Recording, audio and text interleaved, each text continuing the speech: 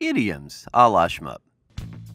You may have been asking yourself, when will I finally outgrow the need for Shmoop? The answer? When the cows come home. On a bunch of flying pigs. Yeah, we said that. An idiom, like a lifetime of painless homework, is a whole load of nonsense. It's never going to actually happen. An idiom is a phrase that means something completely different from how it sounds. If idioms were taken literally, well, we'd all be very confused and disappointed. Idioms are kind of like slang in that they usually have some historical origin. So maybe one time someone said this phrase, and in that precise instance it made some sense, so more people started saying it, and now it makes zero sense and sounds sort of weird, but we still say it. Anyway, so if somebody says something that seems totally dumb, they might actually have an excuse. They might just be using an idiom, like one of these common ones.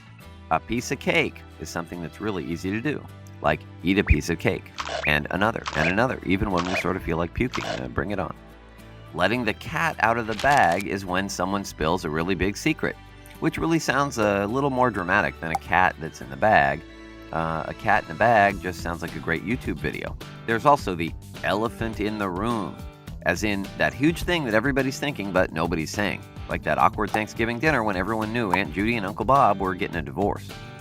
Biting off more than you can chew is getting a little overexcited and committing to too many things and ending up crying at 4 a.m. doing a group project all alone. Oh, and still having band practice in 3 hours. To kick the bucket means to die. So maybe the bucket was filled with scalding acid or something. Yeah, that'd be bad. Keeping an eye on somebody. Well, that's just watching over them. Maybe they're an unruly child or a shifty poker player.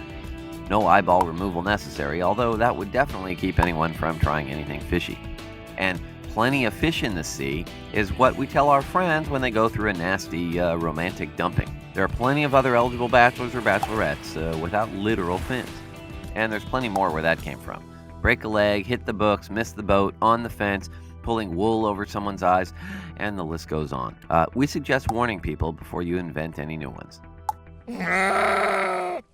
Send them to us anyway, and we'll shmup them for you. Subscribe to check out more equally fantabulous videos. You should see the subscribe button just below this one. If you're having trouble locating it, we recommend you watch our video, How to Find the Subscribe Button.